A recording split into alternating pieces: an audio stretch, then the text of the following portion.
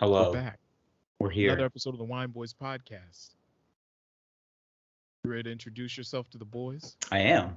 Good. Hi. Hello, boys. We are here. We're queer, and it is Black History Month. It is second day. Yep. Yep. Maybe Don't you'll worry. hear Don't this on worry. the This. third day.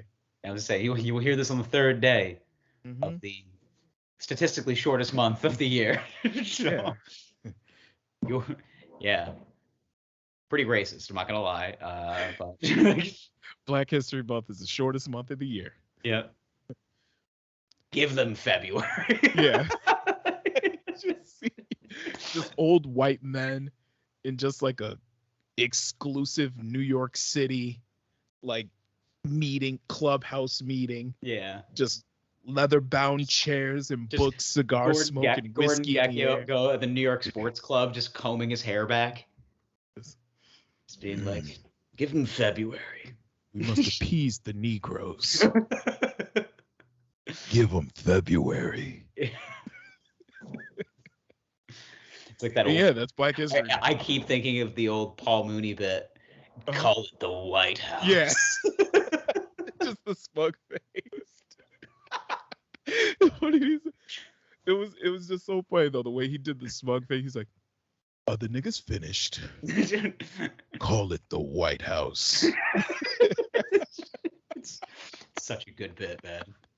Rest in peace to Paul Mooney. Paul Mooney is so Underrated, dude. Oh my god. He's Richard Pryor style funny. Like Richard Pryor style. He wrote for Richard Pryor. Wrote for Richard Pryor. That's why Richard Pryor was so funny. Yeah, like literally. Like Pryor is like he is on the Mount Rushmore.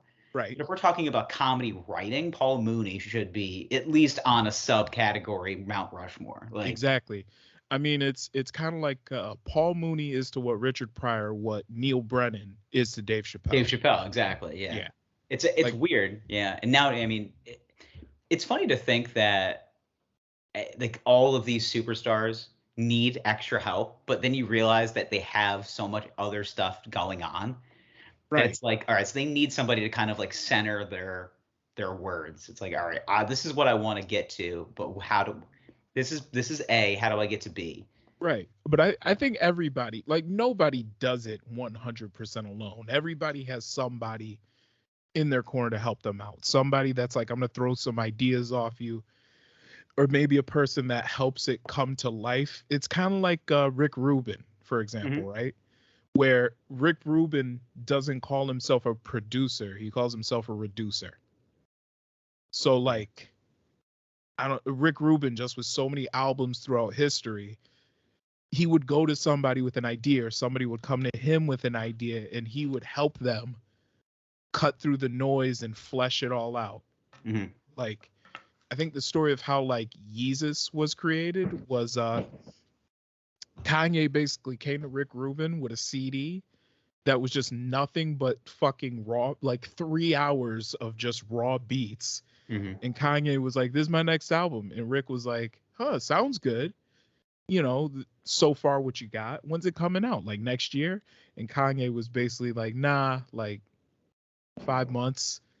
So classic Kanye. Yeah. Nah, I think it was like 6 weeks. That's what it was. He was like, "Nah, like 6 weeks." And Rick was like, I think we got to get started on this. So yeah, just like Donda's coming out February 22nd. Yeah, sure. No, sure it is.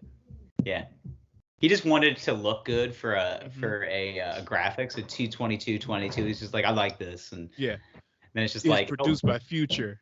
Yeah, it'll be out in June. Yeah. But that's been Kanye's kind of creative process forever. Is he's always working up until the very last minute. Mm-hmm. So he's flying people across the country. Fabio, I need another beat. Yeah. Like Fabio, I need another verse. I gotta go to the desert with Dave Chappelle. We gotta have a spiritual cleansing. Like yeah. God, I love Kanye. I love his process. I love his bipolar attitude. His process would stress me the fuck out. It stresses me out, dude. I have a hard enough time sitting down and writing words on paper, let alone just like, let's go across the country and have spiritual enlightening. No, but just the fact that it's like everything seems chill and calm and like not much is happening for several months. And then there always just seems like there's a push, like right before the deadline for the album to come out, where you're literally putting in like 20-hour days to finish this album. For real. Like rushing. And then you put it out and it's like not even really finished. Yeah, it's just like, I could have done better with this track or this track. And it's like, all right, man, like relax. Like, yeah. Like, well, even then, how many like recent Kanye albums have you heard where like there might be a song or two on there where like you could tell he meant to go back and like put lyrics in there, but the verse just ended like and then that was it. Yeah, a lot, like almost all of them. Yeah. Like every album. like every album post Late Registration. Yeah, like every. Pretty much, yeah. Like 808 and Heartbreaks was just an entire album of that. So it's like, right. And it's because he's just been like, he's just like, oh, I learned how to use auto-tune. Like. Yeah. And it's literally like just the last 2 weeks before the album is due, and like people are still recording verses and shit. And you're like, dude, this is stressful. Yeah. Like, huh. We could have did this months ago. Like, you could have called Jada like a month ago. Yeah. Just saying. Jadakiss ain't that busy. I'm just saying. He's in these streets making acai bowls. Yeah, he's still cooking bass on the Foreman grill. All right. Let's get into this actual podcast, boys. You can find us on all social media at WineBoysPod, WineBoysPod@gmail.com, YouTube.com, /the Wine Boys. All the episodes are up there now. We have video. We are clear. We are here. We have our merchandise, teespring.com /stores /the Wine Boys. And then me, for all my comedic flair, is at Zach Cossack on Instagram and Twitter, and Zach Cossack Comedy on the TikTok. Bang, bang, bang. Bang, bang. Excuse me. Boys, you can find me on the Instagrams and the Twitters at Lord Gerald. You can find me at your local Target who can say no to some throw pillows, maybe, a decorative candle. Hey, it's just my lifestyle now. Hey, yo. So tonight we are doing things a little bit differently. You're not drinking. No. I had a little sour tummy, so I'm gonna just avoid any alcohols. You're having the tummy troubles. Yeah. I don't need I don't need that acidity in my life. And I was doing a little interneting myself, and I was like, you're drinking some fucking bum wine cocktail that you came up with. So honestly, I'm like, red wine left over is never really good. Oh yeah. No. Like, it's just once you've opened it, and then it's like, how do I store this fucking thing? And then you gotta put it in a cool. You don't want to. Yeah. You gotta recork it, and then you don't want to get moldy, so you gotta put it in the fridge because you still have the risk of air getting into that cork and making it spoil. And even then, the taste is never quite the same after you've refrigerated it. It's red wine vinegar. Yeah. I did a little bit of interneting, and I actually found a cocktail that comes from Spain that is kind of like a offshoot, like it's kind of related to sangria. So, and it is called Cali Mocho or Cali Mocho. I don't really know exactly. It's Basque or Spanish, But anyway, the drink is equal parts of red wine and a cola-based soft drink. The concoction dates back to the 1920s in Spain, but was relatively uncommon as Coca-Cola was not manufactured in the country at the time. The first Coca-Cola factory opened in Spain in 1953, and the drink was reborn and given its current name in 1972. It has since become a classic of the Basque Country region, in large part due to its simple mixture, accessibility of ingredients, and cheap costs. So, this is kind of an evolution of sangria in a way. Obviously, Coca-Cola is cheaper and more accessible than. I was gonna say you call it an evolution. I call it fucking discount rack. But yeah, think about it. Where else in the world do they actually use red wine, dry red wine, to make cocktails? Really? In Spain. I mean, Spain. Yeah, I mean that's where sangria was originated. in Right. Barcelona, but So basically, you substitute out the fruit, and then you just add Coca-Cola. So mhm. I'm gonna pour up one of those right now. Got my red wine. Got my rocks glass for the Ooh, camera with fancy, big ice cube. Even fancy. though something tells me that this is probably more of a red Solo cup type drink, but That's what I was gonna say. fuck This it. looks like this is a frat party special. Yeah. Dude, are you mixing red wine and Coca-Cola inside of that Gatorade bucket? Like, yeah, Yeah. bro. It's like, Like, did you bring red wine back from in one of those free coffee cups that you get to bring back from the dining hall? yeah. Yeah. Like, poured in old Gatorade. Okay, so how are you making this? Are you going Coke first and then red wine, or do you red wine and then Coke? So I went red wine and then Coke. So I know traditionally you're supposed to go cheaper ingredient first, but fuck it. So this is like a adult cherry Coke, but obviously it's grapes, so it's like, yeah. I'm curious what this tastes like. I feel like you're. So here's what it looks like. Yo, it looks like cherry Coke. It does kind of look like cherry Coke. Let's try it.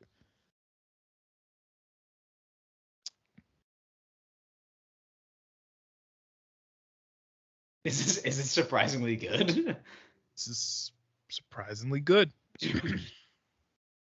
Okay, so what it does is it jazzes up the Coca-Cola, because Coca-Cola is just sweet, it's aggressive, it's very fizzy, it's very bubbly. Oh, also, Coke, cut the check.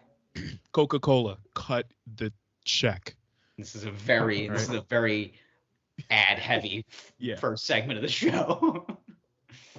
I mean, I wasn't gonna make it with RC Cola. Like, come on. No. Let's be adults. Let's be adults here. So yeah, you could have got some duct tape and just wrapped it around there, but it's all right, Okay. But low budget production right now. Colas in general, though, are a very aggressive, very sweet soft drink. Mm-hmm. Then you add the red wine to it, and it mellows out that sweetness. Okay. Like a little bit. It cuts down on the, but it gives it like an earthy, almost fruity flavor. It's really interesting. Yeah. Never would I describe Coca-Cola as earthy. Mm-hmm. Like, it's basically. It smells. Oh, what was that? I was gonna say, what were you gonna say about how it smells? It smells almost like prune juice. Which is. Wow, you're making me want to run out and get a bottle of Coke right now. But in a good way, though. Like, it smells like prune juice. Like, you know that sweetness that like prunes have? Yeah, of course. So it has that sweetness of prune juice, but like the wine gives the Coke a very earthy quality. It's really interesting. Okay, so now, I'm going to try it. Yes, I do recommend. Yeah, I'll have to check it out. Maybe I'll record myself drinking it and just have my facial expressions change. Yeah. I'm not really sure about it. I mean, it just sounds like a very gross concept overall. Like, just like, oh, I have half a bottle of red wine left over. Let's dump Coca-Cola on it. Like, I mean, it ain't horse jizz. It ain't, well, Well, you've heard of that cocktail, right? The horse jizz cocktail? Yeah.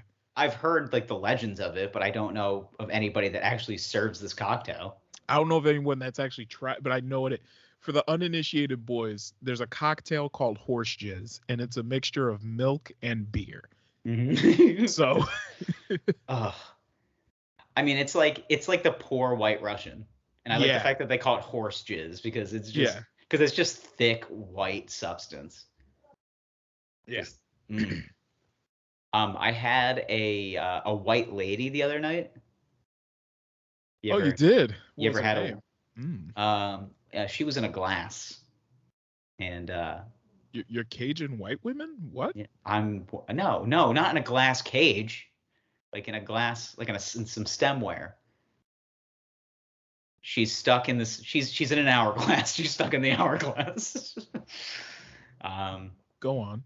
We got a real Jasmine in the hourglass situation. The sands of time. I'll call you Jafar. Ooh. Yeah. Or were you Aladdin? You had to rescue her. I'm more of a Jafar, for sure. Okay. Give me the lamp. just start screaming that at people. I'll give you your reward. OG, one of the greatest villains in the history of movies. Jafar absolutely slaps. He's one of the best. He's incredible. Yeah, when he just plays that fucking like hunched over old man and he gets the lamp and then he just tosses him down. Nothing gets me more hard than that shit. Yeah. The only thing that makes me more erect is when Scar throws Mufasa off of that cliff. Long live the king. Dude, the erection that I get anytime that happens. Whew. Your penis just coincides with his hands going up. As soon as his hands go up, I'm just like, baby, we got some business to take care of. She's like, are you serious? Like, you're getting a boner right now? And I'm just like, yeah, do you not enjoy violence? Like, is that not the thing that gets you off? Oh, man. Yeah. Also, when Bambi gets shot, or the Bambi's mom gets shot. Yeah. Boing! Like, just basically anytime an animal in a Disney movie gets killed, I'm fucking fully aroused. Yeah. Yeah. I'm not sure what it is. It's probably an issue I should talk about, but. Mm-hmm. No, it was never animals dying in Disney movies. It was just Pixar moms used to do it for me. It's true. Yeah. They just made them so thick. Yeah, they did. It's always so thick. But I never understood. I mean, I understand why, because it's just like, let's get 8-year-olds boners. Like, well, the reason why they did it was because they needed a way to differentiate between younger women and older women. So they just made the older women thick? Yeah. I mean, you can't give them big titties because that's too overtly sexual. Mm-hmm. But they just made them thicker everywhere else. Yeah. Yeah. Because otherwise, like. Who's the mom in the Invincibles? Is it just like Miss The Incredibles? The Incredibles, not the Invincibles. Whatever. Yeah, it's Miss Incredible. Just Miss Incredible. Mm-hmm. Yeah. This is incredible. She's dummy thick. Mm. Like, unbelievable. Thicker than a bowl of cold oatmeal. God damn. Gracious. That is porridge that's been sitting out in the winter snow. Supposed to be jelly because jam don't shake like that. God damn. Black Uncle's coming out. We gotta bring him. We gotta subdue him. just start shimmying. Just looking like Steph Curry after a hot 3-point field goal. Just bang. I'm shimmying like Bernie Mac and Mr. 3000. You gotta be kidding me.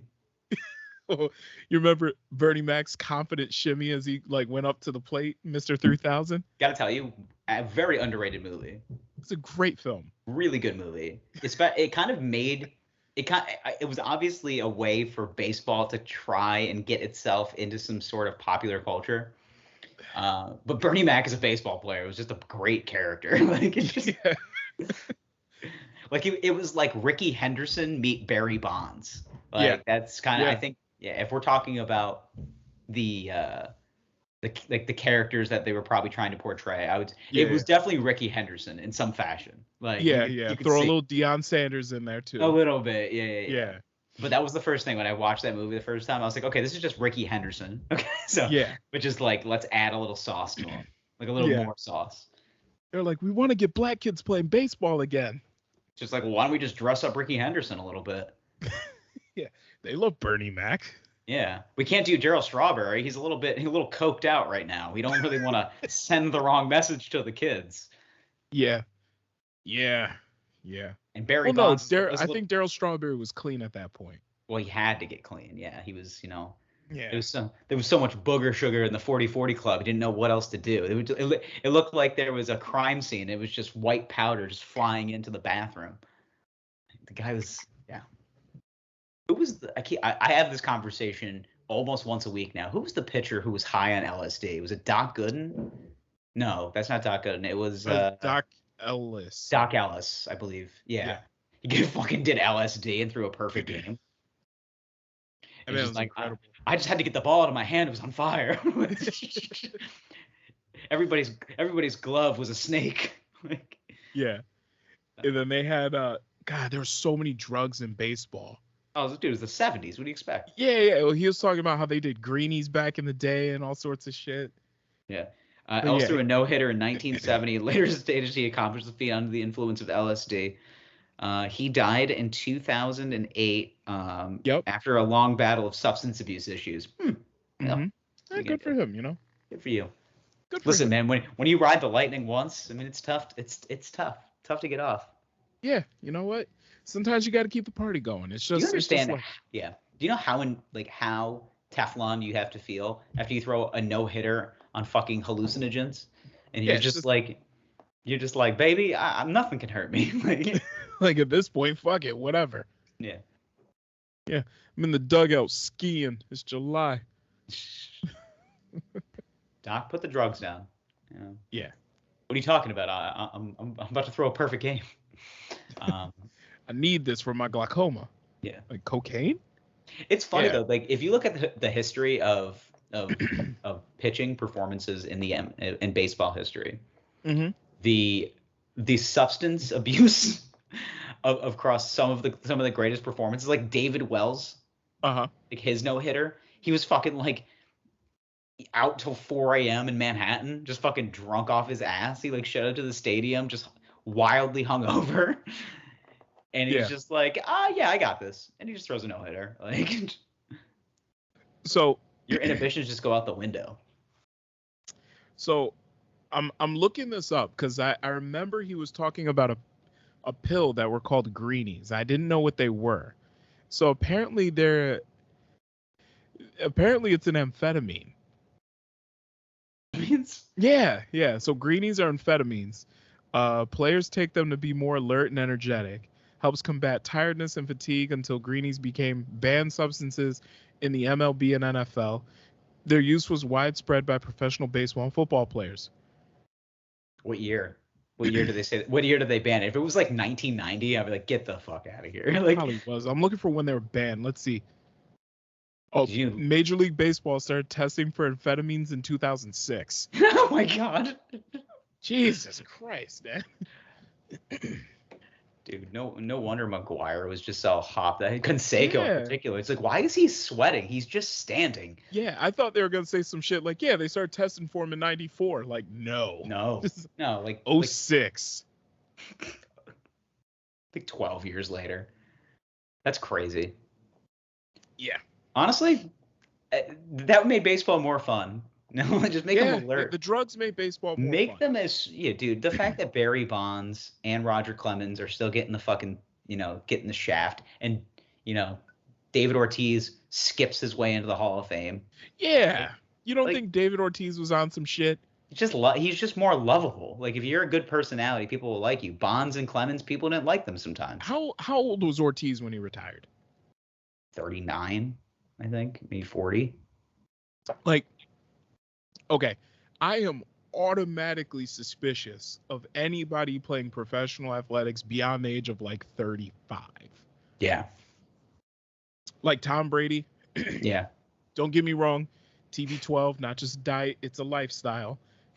But you don't think that Tom Brady is paying some doctors and scientists maybe a couple of millies a year to get him on some sort of regimen that would make it extremely hard to detect if he was using something? I 100% agree with that. Especially for recovery. Like quarterbacks, even though, people talk about the Tom Brady rule and how, it changed the game. You can't hit quarterbacks anymore. You still can. They still get hit. Yeah, but just that continuous motion of throwing the ball. Mm-hmm. You're just tearing cartilage. Like not tearing cartilage, but you're just pulling at muscles all the time. So you're gonna weaken the cartilage. Your shoulder's definitely gonna be fucked. So there's he's definitely just got $1 million in his right arm. He's just like, listen, this is it. This is the money maker. Make this never hurt. Yeah. Inject so you don't me think with fucking babies. Like put baby cells in my arm. You don't think he went to Mexico to get a couple of stem cell injections in his rotator cuff? Like that's 100%. Like anytime you see him on the sideline, he's shaking a Gatorade bottle. It's just like a stem cell water. Like it's just cells. Just farting stem cells into his mouth, which is. I drink fetuses. I'm sorry. Put him in a blender.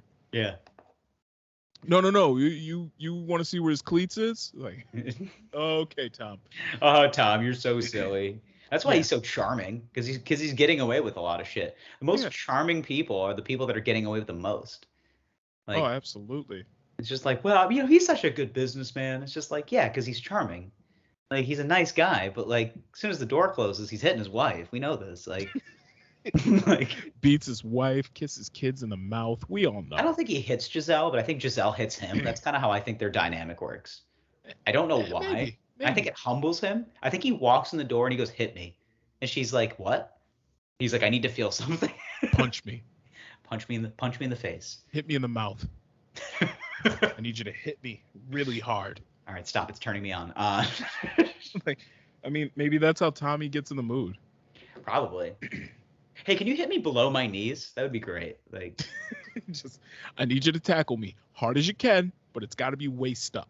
Yeah, it's got to be waist up. All right, we want to protect the knees. All right, got to play on Sunday. Yeah. No, but yeah, but speaking of Tom Brady, he just retired. Yep, the official announcement. Okay, so officially. Adam Schefter is getting fucking raked over the coals because he like made the announcement. Like, I've heard from a lot of sources that he's retiring, and he basically put the news out there. And then everyone's just like, his agent said no, Tom hasn't made an official announcement. And then he just waits one extra day just for like Schefter to like get just raked over the coals, and he's just like, he's right. No, I am retiring. I am retiring. I just wanted this man. Fuck Adam. Yeah, I just wanted Adam to feel my wrath for one last time. But yeah, I mean, it's the end of the greatest. It's the greatest football player of all time. I mean, statistically and historically, it's just it's just going to be weird to watch football next year, and Tom Brady's not going to be playing in it. Yeah, and it's going to be weird to see. Was it 98? 2000. He was drafted 2000.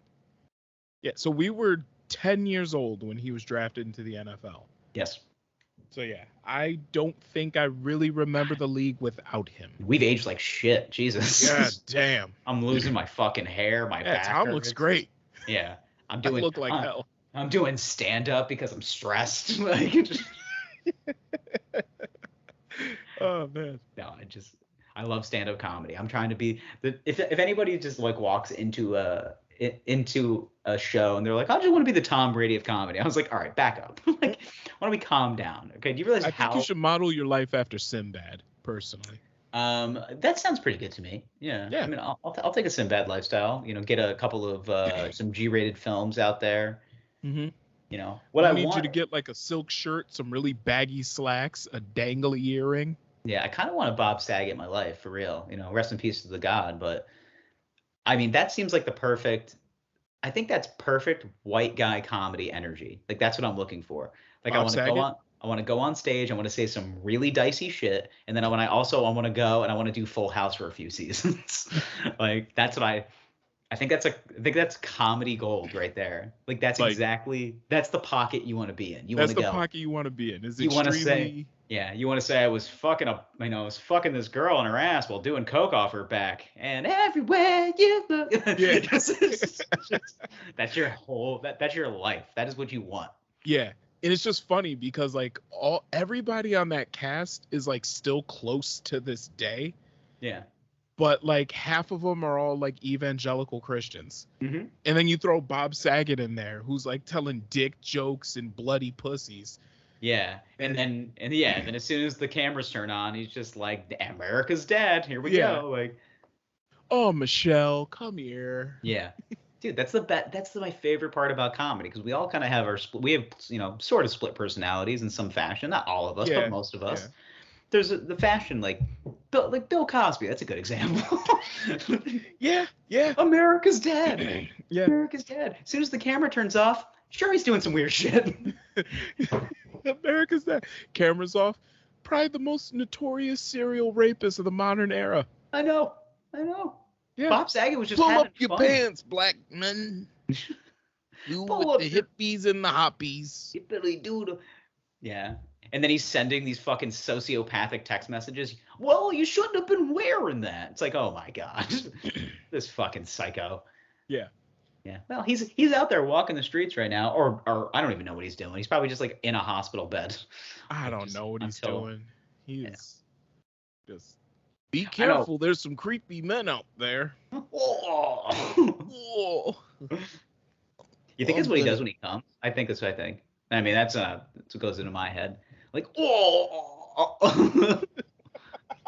Just gonna do. We should do an entire podcast, an hour and a half of just terrible Bill Cosby impressions. Oh yeah, I mean, because this is what they want. This is the people. This is what the people want. In the comments, everyone just says more Bill Cosby. Yeah. What's crazy though is that there are still people. It is never over. We'll talk about Bill Cosby until he's dead. What's crazy is that there are still people out there that defend Bill Cosby. I know, and it's pretty crazy. It's pretty crazy. Yeah. Listen, I loved the Cosby Show as a kid. Loved it. Yeah. But the guy was shitty. It's he raped a lot of women. What is your thought process on this? That musician, artist, television personality, comedian, anything or other, checkered past, are like blatantly guilty of something terrible. Mm-hmm. Do you just stop listening and watching what they do? Do you take that stance? Personally, it depends on what it is, but for the most part, no. It's R. Kelly hits at a bar. Are you saying turn that shit off? No, I'm not. R. Kelly is fucking. And here's the reason why is because it's not just separating the art from the artist, but it's also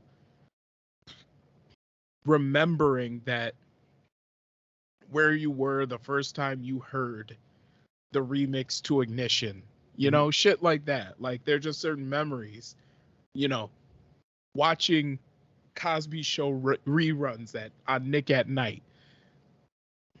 People quoting fucking Fat Albert all the time. Like, it's just things that you remember that you can't really escape. Now, at the same time, you can acknowledge, Bill Cosby was pretty fucking terrible. Where I think it gets weird, though, is that R. Kelly, for example, because of streaming and just the way it works, every time you stream an R. Kelly song, he gets I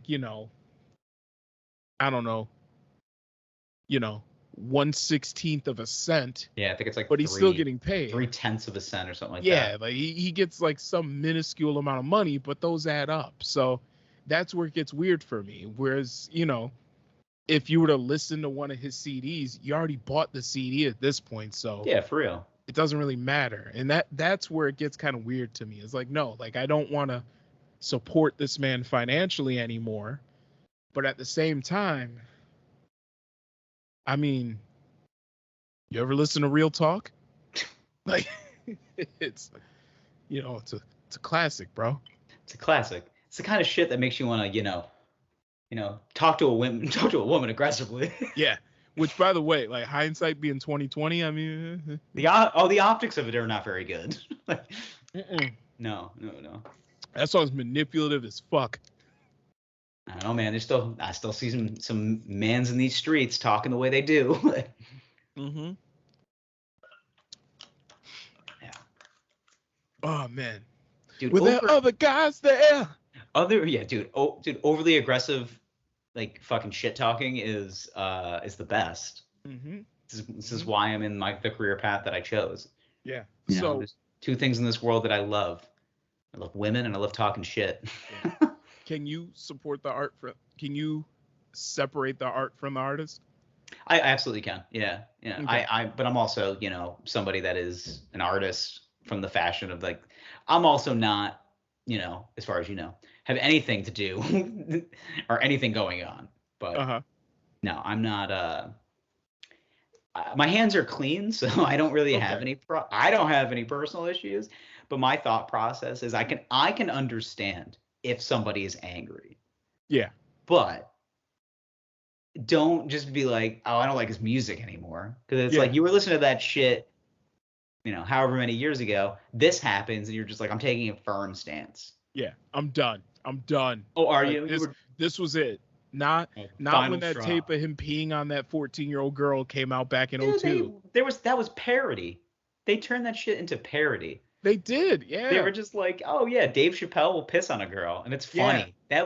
That was what we called comedy in the early 2000s. Yeah. The Boondocks lampooned it. Yeah, they're bringing the Boondocks back. Do you hear about that? No, I didn't know that. It is coming back. Yeah. Oh my God! Just when the world needed them the most. Thank God. Oh, whew. God. There's a lot of things that are happening right now that it's like, man, I wish this would come back. You know, Boondocks is great.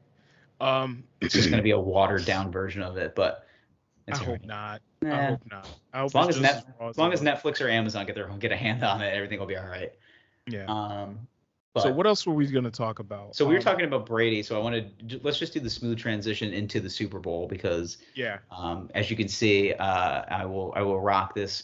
I am a Matthew Stafford fan, pseudo Rams fan now because of him finally getting his opportunity to play in a Super Bowl.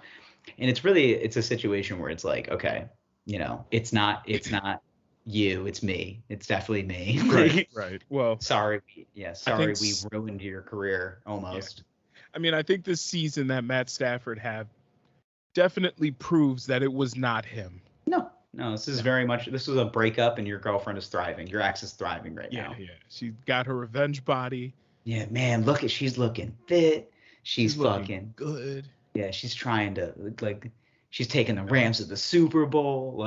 Yup. She's wearing less and going out more. Yeah. So it's quoting Drake lyrics. You're just not feeling good. Like you're Drake and she's Rihanna right now. Pregnant. ASAP Rocky's baby. I was about to say, is she pregnant? That's gonna be a gorgeous baby, by the way, because ASAP Rocky is that pretty motherfucker. Yeah. I'm jealous of Rihanna. To be honest with you, she gets to pretty mother Flacco. Yeah. She gets to carry that man's baby. She gets to make love to ASAP Rocky. Yeah. Jealous. I mean, you know, you just gotta try a little harder. Go get in the gym, baby. Start doing them Kegels. Yeah. I don't know. His skin is just flawless. She's got beautiful skin. God. All right. Well, speaking of beautiful, gonna be born in a Dior onesie. But anyway. Sure is. Well, we all can live, can't we? I wish. So, we're talking about I think this is like because I'm trying to think of storylines for this Super Bowl. So I'm sure if you're a fan of this show and also of the professional football, you know that the Rams and the Bengals are playing in the Super Bowl. We'll go in more depth next week about this, but I just want to kind of dig into the fact that I called this 2 years ago. I was maybe I was a year late. I guess I was kind of right on the ball, but I basically said as soon as the Bengals drafted Joe Burrow, I go, that guy is a serial killer. This dude literally nothing will hurt this guy. He doesn't get high. He doesn't get low. He threw for almost 6,500 yards in the SEC. He threw 55 touchdowns against the best players in the country. And then he goes into the NFL, which is basically just SEC professional, and just is okay, yeah, I mean, yeah, that's fine, bro. He blows out his knee in his first year, comes back basically probably a month or two earlier than he was supposed to, and then leads the Bengals to their first, AFC title or AFC North title since I don't even know. The Carson Palmer years, and then did they win it in the Carson Palmer I years? think they did in the early 2000s, 05. Okay. I think they did. I mean, those teams were phenomenal. Carson Palmer and Chad Johnson. They had Corey Dillon for a hot second. I mean, they were. Yeah, but they were never quite good enough to. No, they were never get out of the first round. That was the biggest issue. Even the Andy Dalton, got him out of the. Got him into the playoffs a few times, but they could just never get the job done. Yeah. Then they get this fucking sociopath, Joe Burrow.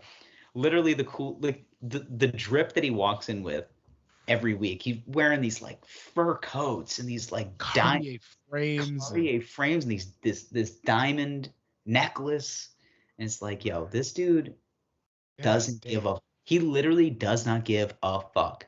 Yeah, looking like a jacked Macaulay Culkin. Yeah, that's a good way to describe him. I'm partial to Kieran Culkin recently, but just the dude has no pulse.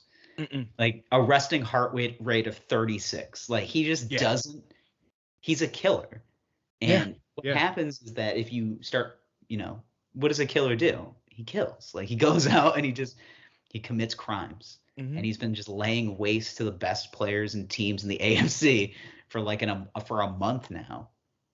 Yeah. And it's like, how do you not trust this dude to do it again? Like, it's not just him though. Like, you can't just say it was only him, because since the Bengals, every part of their team is playing way beyond their expectations. Oh yeah. Like, their defense is low key very good. Yeah. Like, their back end of their defense, like their secondary is phenomenal.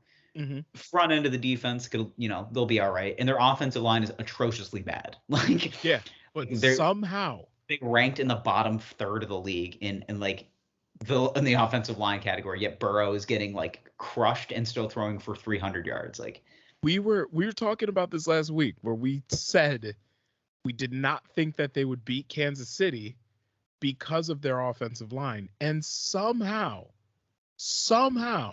they're making it work.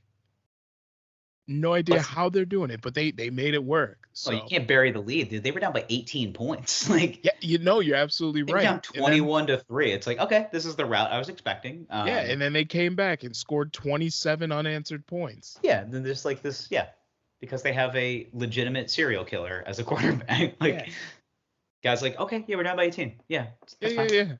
Whatever, dude. Yeah, Bundy activated. Dude, that's what it is.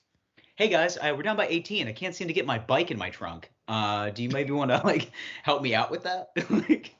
I broke my arm. I can't seem to get this in there. The sling. It's really hurt. It's really sustaining.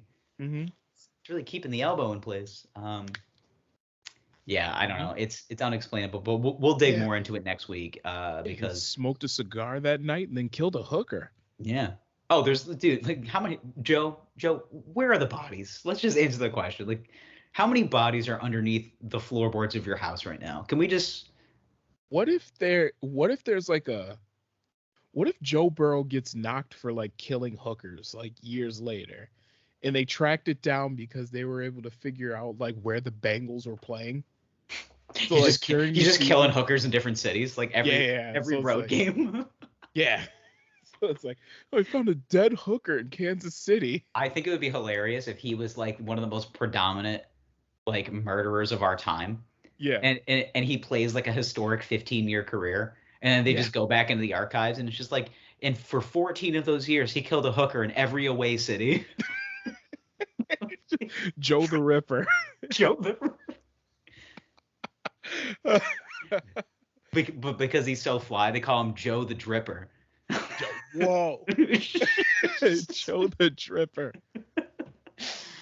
So many dead hookers. That's a t-shirt. Joe the Write it Dripper. Down. Joe the Dripper. Wow. I love it. I love it. He's a drip god and a murderer. Like, oh my god. It's crazy though. Like, even when they won, like they're handing him the trophy, he's just like, okay, that's a trophy. I've seen these before. I have a bunch of these. Yep. I won the national championship in college. You remember that? I didn't even like that trophy. Yeah. What city does Tennessee play in? Nashville. Nashville, yeah. Oh yeah, you can find a.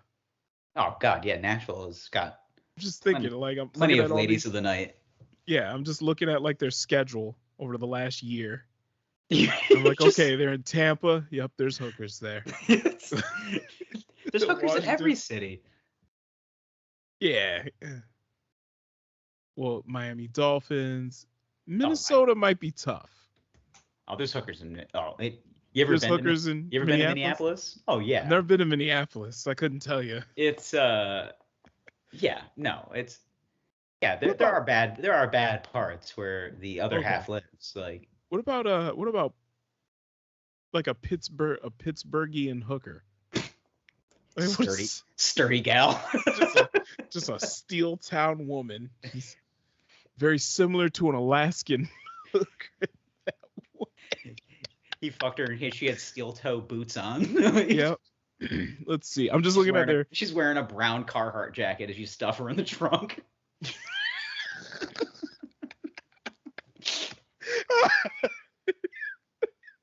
The hookers wear Carhartt in Pittsburgh.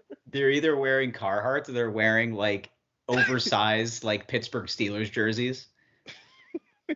So she's getting stuffed in the trunk and she's wearing like a fucking Terry Bradshaw jersey. She had a terrible towel in her pocket. That's her oil rag when she's working on cars. It's a cum rag, an oil rag, and How many different fluids are on this?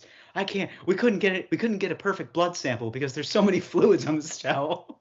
Oh man. Oh, yeah. God. That's how he gets away with it. Like he just fine because he just goes to these like because think about it. Cincinnati plays in Cleveland, in Pittsburgh, and Baltimore. Yeah. Like they play in those cities at least 3 times a year. Yeah. Yeah. Like think about it like that. Baltimore, like, Pittsburgh, and Cleveland. Oh my God, just the sturdiest Midwestern working gals.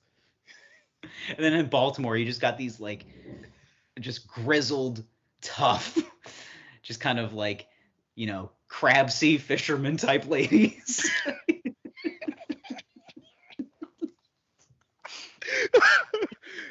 A deadliest catch working gal. Yeah. And just ironically, he dumps them in the Chesapeake Bay. Like she's fish food now. As he pours, instead of pouring one out, he just dumps Old Bay seasoning into the water. Oh, the crabs come up to the surface. Is that Old Bay? Got a nice kick to it. There's a lot of flesh on this one. Let's take her down. Joe putting a Baltimore hooker in a seafood this is boil. The best narrative we could have come up with for the Super Bowl. Joe Burrow's a serial killer.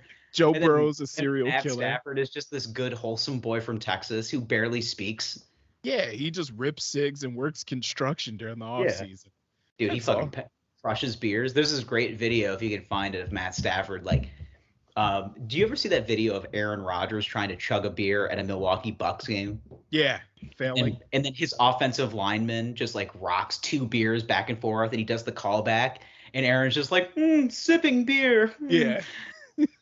And then there's a video of Matthew Stafford like watching a game at a bar, and like somebody videos him, and they're like, Matthew, and he's got this full beer, and just like, boop, gone. And I'm like, that's a real man. Yeah. Dude, he's a fucking like he's just a low key.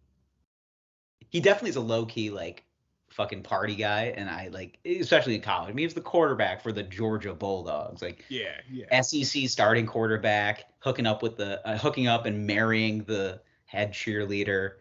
You know, yeah. Fucking going to frat parties, wearing highlighter glasses, and you know, just backwards hats. He used to get knocked for that for a bunch of years. Fucking, oh, nobody can take Matthew Stafford seriously. He's wearing a backwards hat. Yeah. Like, okay. Sure. Right. Meanwhile, you got Joe Burrow just killing hookers. Like, yeah, Matthew Stafford is frat boy cool. Joe Burrow is mysterious murderer cool. Like, I mean, listen, it's Joe Burrow, Joe from what's that show? You. Yeah, very similar. Hey. I'm not I'm not saying that Joe Burrow is. I'm not saying that he is a murderer. But if he was, I wouldn't be surprised. I'm just saying there were 4 dead meth heads turned up in Jacksonville on September 29th. Now, just keep in mind, September 30th, the Cincinnati Bengals happen to be in town. Okay? Interesting. It's week 5 of the season. Early enough in the season where there's no expectations. No one's really talking about Joe Burrow yet. Week 5. In Jacksonville. In Jacksonville. A franchise that literally no one cares about. 5 dead women, 16 teeth total. It's Jacksonville. Uh-oh. Yeah. Looks like Joe the Dripper was there. Joe the Dripper. We're fresh out his tail. I mean, there's hookers in Jacksonville, right? Of course, it's Florida. Yeah, it's Jacksonville. It's Florida. I mean, they're not going to have a lot of teeth in their head, but Yeah. But I mean, for fellatio, that's phenomenal. Yeah. I'm just looking at like the raw. There can't be hookers in Green Bay, Wisconsin. Now we're getting into Alaskan territory. Now this is getting difficult. Like, okay, Detroit, sure. Baltimore, yeah. All I can think of are New York. All I can think of are the people from Making a Murderer, and I'm just imagining those are what the hookers sound like. Just like yeah. Oh, fuck me, yeah. Yeah. I'm just looking at his schedule. Like, I could just see like a hooker like looking at herself in the mirror after her and Joe Burrow finish up, and she's like blotting herself down while she's eating cheese curds. And she comes in and just smashes her head into the mirror. It's the perfect cocktail of blood and cheese. Well, I like to imagine her like trying to make small talk with him after they get done. And he's just sitting on the edge of the bed, like quietly taking the lace out of one of his shoes. Yeah, and then she's like, "So you in town for what you in town for? Oh yeah. You want to try one of these cheese curds?" And he's just like, "I'm actually on a diet." And then he comes up behind her with a shoestring. Shut the fuck up. And he slowly chokes her out. Shh.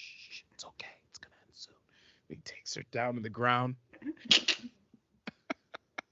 I gotta be honest. I'm very much enjoying. I'm just getting nervous that if this goes viral, that Joe Burrow's gonna find us. That's the only thing I'm worried about. Yeah, he might. He's like, they know my secret. I just like to imagine her taking her down slowly. What is his? Because he has to leave some memento. Like, what does he leave? Like, he's got to leave something. Cigar ashes. Yeah, something like that. Or he leaves like one cigar. A $100 bill with Odell Beckham's fingerprints on it. Oh, ooh, there we go. Let's develop this story. I like where this is heading. All right, I think we're done with this. But because the Super Bowl is only getting more spicy. I mean, if you're not boys, if you're not watching the Super Bowl, despite Joe Burrow being a serial killer, now you got to really sink your teeth in this one. Like, there's many women in the Chesapeake Bay that need your help. Women covered in Old Bay seasoning. Crab chum. Just imagine Joe Burrow like wearing a lab coat, just like the Dexter's, Old Bay helps the body decay faster. Just tossing people in the bay. Yeah. Oh my god, it's so funny. The Old Bay seasoning helps tenderize the flesh, disintegrate the body faster. Delightful. Okay. Well, let's put a bow on this with Black History Month. Hey, here you go. Hey. This is for you, buddy. Oh, man. So I think every week during Black History Month, we need to honor the contributions of a great Black American. Okay. And this week, Cameron. Yeah. Cameron. So Cameron, in addition to being one of the greatest lyricists of all time, don't at me. He keeps computers Putin. Okay. He is an entrepreneur and he has a product out called Pink Horsepower. You ever heard of it? I have, yes. Okay. Pink Horsepower is an all-natural male supplement. Now, listen, at first I was on the fence. I wasn't sure, but as I mentioned A$AP Rocky and Rihanna earlier in the episode, Cameron posted something on the gram. It was back in October. He posted A$AP Rocky taking a shot of Pink Horsepower. Mm-hmm. How does it say? I follow Cameron on Instagram. All right. Now, October, okay? Most people do not tell the world that they are pregnant until about 12 weeks. That's 3 months into the pregnancy. Mm-hmm. Later, who's announcing to the world that they are pregnant? What? I'm just saying. Damn. Rocky was off the horsepower. Damn. He squeezed his cheeks on her that night. Damn. Because of Cameron. Wow. Yeah. Wow. What Joe Burrow is to murder, Cameron is to conception. To making babies. Okay. Unbelievable. This is the horses were galloping. I'm pretty night. sure this is a Wine Boys exclusive. I mean, I think we just broke news. Listen, I'm just saying, I'm putting it out there. I'm saying this is a great Black American. You're not hearing me? We're writers, we're entrepreneurs, podcasters, we're journalists. The question is, how would you try Pink Horsepower? Sure, why not? Yeah. You know what? I'll slide in his DMs. I'll be like, you want a free read? We'll do it on the podcast. I think I would try it. I think I would try it. What makes me scared though is he says it's not like a gas station dick pill. Like there's none of those. Sure, they're not. Yeah, none of them are. Right? That. Yeah, but even the thing about those gas station dick pills is you have no idea what you're getting when you buy those things. No. It's a package with a fucking panther on it. Yeah. Roaring, and I mean, it could be like some vitamin C in a capsule, or it could be a mixture of Adderall, testosterone, and Viagra. Like you don't. I mean, yeah, considering the labs, not the labs, but the fucking factories they're being manufactured in, it's like 15 different pills have gone across that same assembly line. Yeah, like you have no idea. There was some cross contamination going on there. 100%. Yeah. Oh, well, I didn't realize there was also methamphetamines in this. Yeah, yeah. This thing, is Greenies in here? God damn. No wonder I was feeling so alert when I was fucking all night. Yeah, yeah. So usually I lose my luster after a little while, but I mean, I was up until the crack of dawn. Yeah. So, yeah. So what else did I write? The Grinch. And this has been another day in Black history. Yeah, Cameron. It's a great figure in Black history. I like how that, yeah. Next, something struck me, right? So I'm watching an old wrestling match one morning. Oh yeah, you forwarded it to me. It was Rocky Johnson. Yeah. Yeah. It was The Rock's, like, one of his first wrestling matches. He was wrestling. I can tell you exactly when it was because for some reason I know this. I believe it was 1997. Mm-hmm. It was either Survivor Series or another one, or it might have been an In Your House pay-per-view. He was the Intercontinental Champion, and he was going under the moniker Rocky Maivia still. Yes, he was. So, yeah. Yes. And they were wrestling in a match. There was some interference, and then his father, Rocky Johnson, got involved. Yes. And I believe they were wrestling against the Iron Sheik. The Sheiky baby. And who else was it? Was it the Sultan? It might have been the Sultan. It might have been the Sultan. Yeah, it was like kind of the Sheik's protege, alter ego. Well, the Sheik's protege. Yeah. So, anyway, interference is in the ring. Rocky Johnson jumps in, saves the day pretty much, helps out his son. At one point, Rocky Johnson is shirtless. I did the math here. Rocky Johnson is about 53 years old, okay? And he looks good. He's barrel-chested. Yeah, barrel-chested, but he's still got some definition. Little flabby, but it's what you expect from a man in his early 50s. Mm-hmm. He looks really good. And I'm like, damn, this is what 50-year-old men used to look like. This is just naturally what they look like. Yeah, like even 50-year-old men that are in shape, like that's what they used to look like. And then I realized something. The Rock is 49 years old now. Mm-hmm. Only 4 years younger than what his father was, like, in that exchange. So is The Rock going to look like that in 4 years? I mean, probably not. Probably not. I think the man is using modern medicine. Yeah. I'm gonna put a wink on that. The TB12 regimen. Yeah. There's all sorts of great things for recovery nowadays, you know? Yeah. Yeah. Yeah, I'm pretty sure he's just doing Terramana and Zoa Energy. Like that's his recovery regimen. That's it. Yeah. Yeah. Yeah, man, these Under Armour compression shirts are really doing wonders for me, huh? Sure. Yes, delightful. Yeah, I don't know. Yeah, just old men. Yeah, especially in the 90s, like 50-year-old men they just look good. They look good for, especially athletes. Yeah. They didn't look strung out and like overly big. They were just kind of like natural strength. Yeah, that's the thing is I just remember when I was a kid, men in their 50s that were still in shape looked like that. For real. Yeah, they didn't look like Joe Rogan. Like they Yeah. just yeah. Yeah. He's having himself another week, man. I got to be honest. Yeah. I listen. He we've already spoken about it. Hmm. Like, and there's I did watch like a few of the media outlets and the way that they tried to cut that Instagram video he put up, and like definitely there is like parts where they just like left it out, and it's just like okay, Yeah. yeah, the natural narrative, not a 60-year-old lady isn't going on Instagram just being like, what did he say? Like, Right, right. But I hear both sides, people in support of Joe Rogan, people that are kind of like not loving what Joe Rogan's doing. And I'm honestly, I think watching, because I did watch that whole video, Joe Rogan. the And it's what's Instagram video you're weird to me. saying? I watched the whole, it was like 9 minutes long. I Yeah, watched yeah, it. yeah. I watched it. And what's weird to me is Joe Rogan still kind of plays up this I'm an idiot. I'm kind of the everyman. Like, I just want to hear people have interesting conversations and listen to both sides of the story.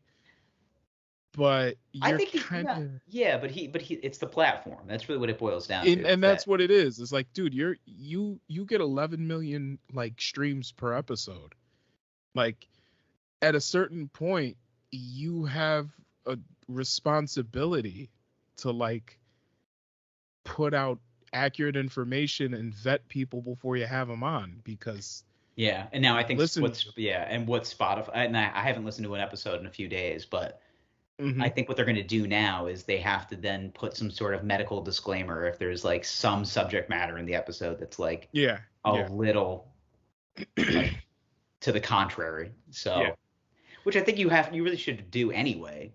Absolutely. They should. They Like should. it's like, I'm not saying we're going to sit on here and be like, well, I've been taking ivermectin. Wink. Like, Yeah, yeah. laugh. So, Let's all laugh at that. Ha ha ha ha ha ha ha. ha, ivermectin. But even then, like, I mean, he had those two doctors on his podcast. One of them straight up said that the vaccines are just like not approved by the FDA at all. And this was like a month ago. Hmm. Like, and that's just straight That's up not true. that's false. That is false. Yeah. Yeah. Like, and he said that he was like, yeah, none of these vaccines are approved, but you should take the monoclonal antibodies and ivermectin, and it's like, dude, like, that's just categorically Well, also, I false. think some of there are doctors that are just pill pushers too. Like that's Right, just what right. they do, man. Like we're all in business. Beyond the pill pushers, though, it's like you have so the doctors that he's had on his podcast to talk about COVID specifically Hmm. are people that are basically have been disowned by the broader medical community. Like, people have basically been saying that these guys are quacks. And Joe Rogan brought them on to basically tell their side of the story. But dude, if like I want to hear the other side of the story, I need to give it an equal lens. But it's like it's not, because if 9 out of 10 doctors don't agree with them, then maybe you should have 9 other experts in the subject on. Like, if you're gonna show this one guy, Yeah, but but is it also fun? But is it entertaining to talk to people that want to listen to the greater good? Like it's not. Like, I mean, is it fun to talk about? No. Is it fun to go against the narrative? Yeah, it is. It's yeah, way more but fun. I mean, bitch, if you want to have fun, go to the movies. Like, Yeah, but you have a massive platform, dude. You it's can't just entertainment, spread this dude. information. Dude, this is not. We're living in a simulation. Get over it. I guess so. The aliens have a hold of our brains, and we just need to, Yeah, understand what's going on. yeah, but even that, like, don't get me wrong. I've listened to a lot of Joe Rogan. Big Joe Rogan fan over here. But the misinformation is kind of like I can't listen to this anymore. Like, it's just too like it's just too like this is clearly wrong. And Hmm. it seems like ideologically he's dug his heels in at this point and he can't move beyond that. Yeah, it's the hill. It's the hill he's chosen. Yeah. And the thing is that Joe Rogan's kind of built his whole brand on being able to listen to people objectively and coming to your own conclusions based on the facts and being balanced and measured and all that shit. And it's like, dude, like you're bringing on people that are clearly wrong, and they're loud and wrong too. And you're giving them a platform. And the people that are wrong, he never challenges them on any of the shit they say. However, if you listen to like the Sanjay Gupta episode, he was combative with him. So that was, I don't know. Who butters your bread? Yeah, true. All right, guys. Listen, let's if get out of here. Coca-Cola cuts the check, I will get. If Coca-Cola cuts the check, I'll get kidney stones tomorrow. Like, that's right. It's just like nothing tastes as good as the crisp, full inducing flavor of name brand cola. But yeah. Oh, one more thing, because we were touching upon the NFL. Brian Flores, before we go. Oh, This information came out the other day. So Brian Flores used to be the head football coach of the Miami Dolphins, a town that I don't believe Joe Burrow has murdered a hooker in. And I think they did play them in the regular season. Yeah. Okay. So yeah, he's definitely killed a. Okay. All right. Let me check that. Let me check. Developing story, but this is what's going on. Brian Flores is suing. Now get this. He's suing the National Football League. Now, I know what you're thinking. Preseason, week 3, they played Miami. Do you kill hookers in the preseason? I mean, it's Miami, dude. Come on. You're right. They're everywhere. What am I supposed to do? I mean, it's all shaved pussy. Like, what choice did the man have? Yeah, his bloodlust was too much to get out of that town alive. Cuban women with shaved pussies. Like, what choice did he have? Yeah, he had to. He had what if that's his defense? Her pussy was shaved. What was I supposed to do? It's Miami. I rented a Lamborghini. Might as well be fishing with dynamite. I killed 4 of them. Damn it! So Brian Flores is suing the National Football. I killed 4 of them in a rented Corvette. Call me Henry Ruggs III.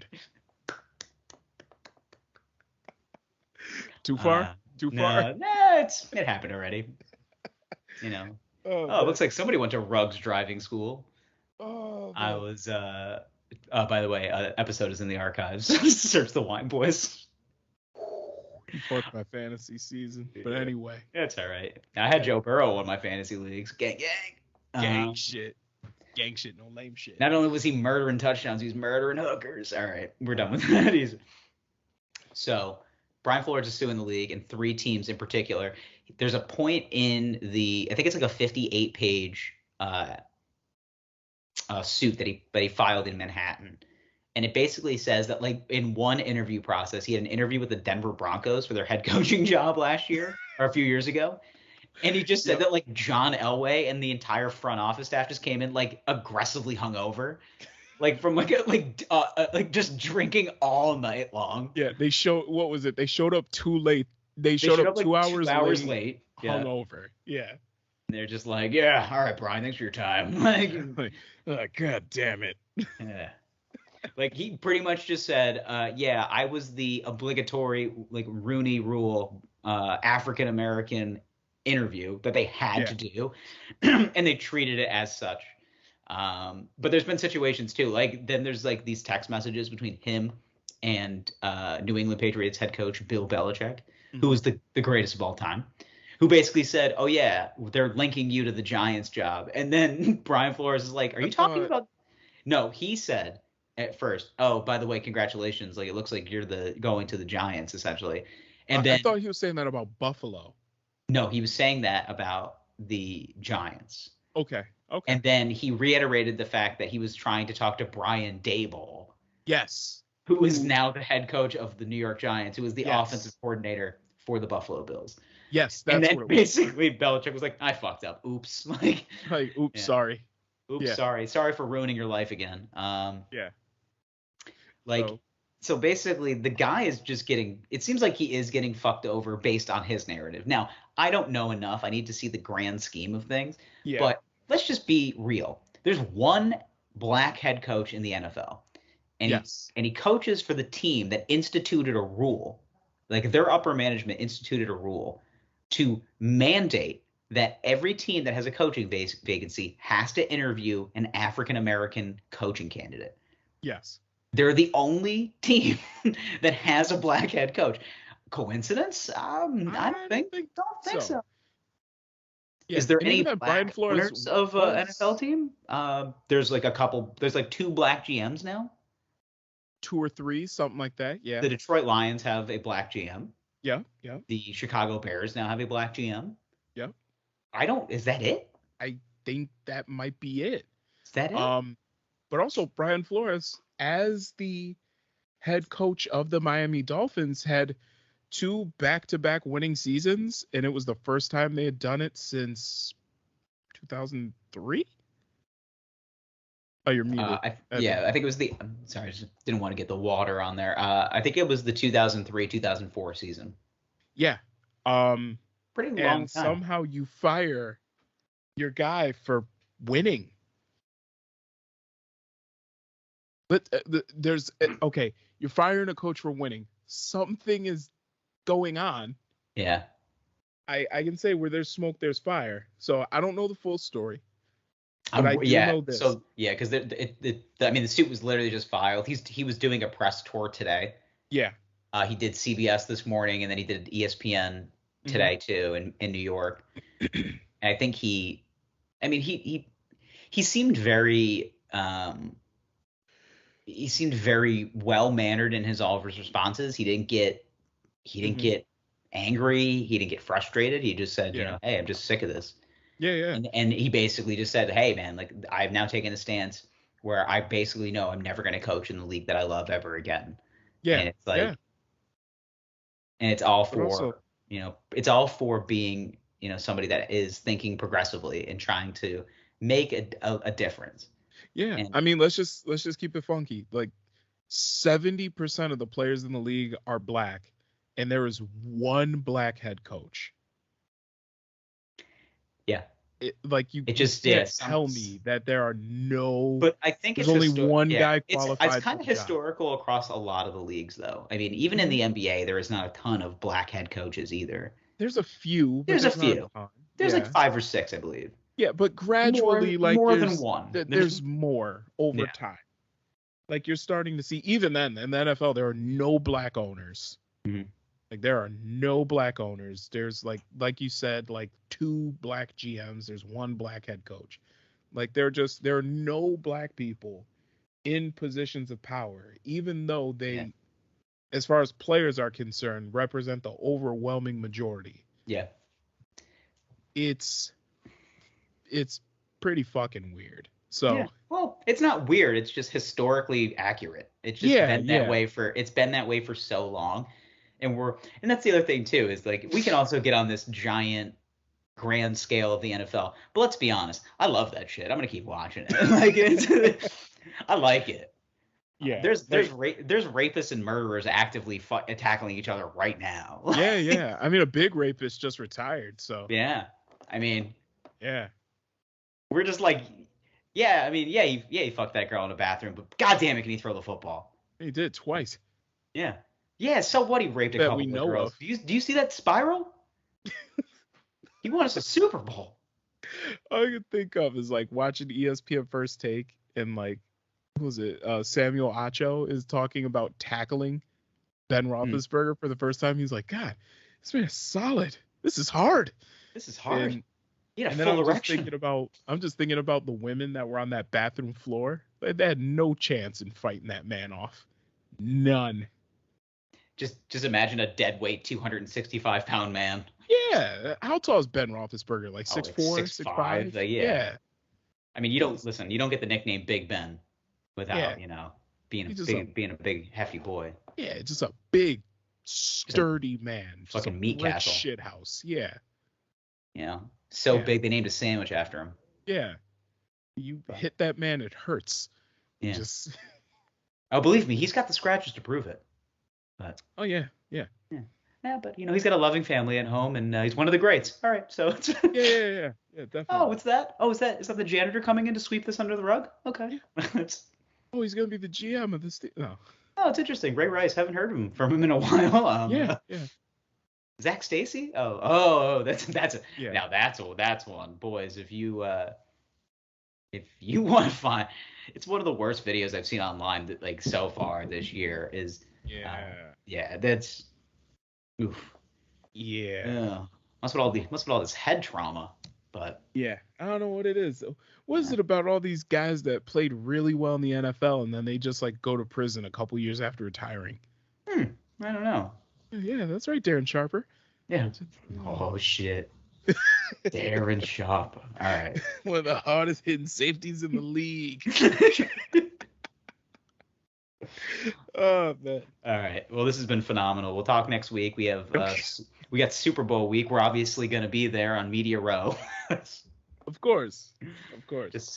Dude, that's like that is a dream of mine, is to like be on Media Row at the Super Bowl drinking wine with an actual murderer. I wish Ralphie May could have been here. Rest in peace to the god. Yeah. All right, boys. We'll talk to you next week. Bye. I love you. Please call me back.